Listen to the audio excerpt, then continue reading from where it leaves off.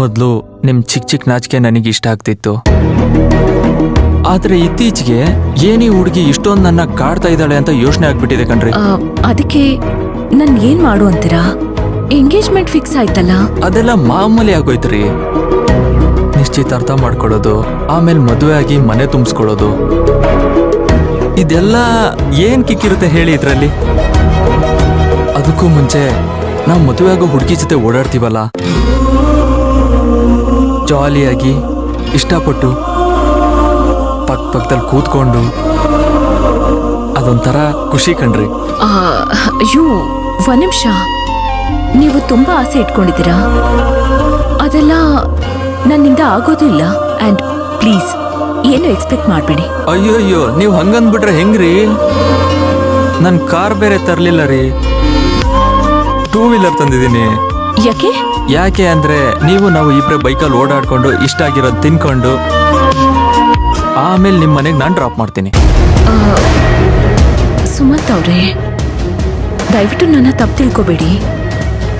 Actually ನನ್ಗೆ ಆಫೀಸಲ್ಲಿ ತುಂಬಾ ಕೆಲಸ ಇದೆ. ನಾನು ಒಂದು ದೊಡ್ಡ ಪ್ರಾಜೆಕ್ಟ್ ಮಾಡ್ತಿದ್ದೀನಿ. ನನಗೆ ಗೊತ್ತು ನೀವು ಸುಮನ ಅನ್ನೋ ದೊಡ್ಡ ಪ್ರಾಜೆಕ್ಟ್ ಮಾಡ್ತಿದ್ದೀರಾ ಅಂತ.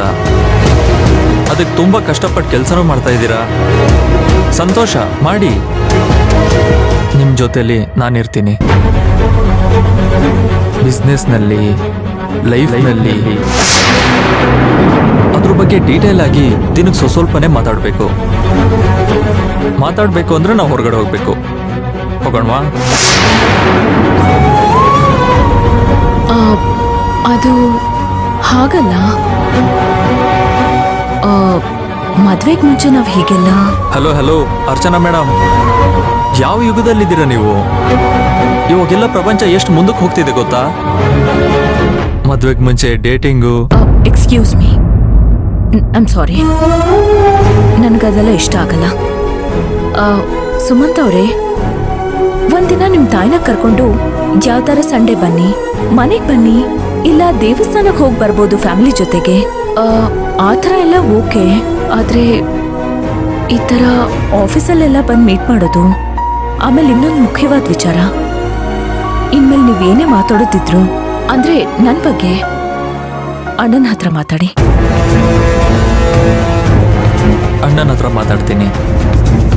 ಮದುವೆಗೆ ಮುಂಚೆ ಏನೇ ಮಾತಾಡಬೇಕು ಅಂದ್ರೂ ನಿಮ್ಮ ಅಣ್ಣನ ಹತ್ರನೇ ಮಾತಾಡ್ತೀನಿ.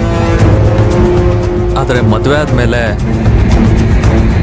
ಅವ್ರ ಹತ್ರ ಮಾತಾಡೋಕ್ಕಾಗಲ್ಲ ಅರ್ಚನಾ ಅವರೇ. ನಿಮ್ಮ ಹತ್ರನೇ ಮಾತಾಡಬೇಕು, ನಿಮ್ಮ ಹತ್ರನೇ ಕೇಳಿ ತಗೋಬೇಕು ಎಲ್ಲ.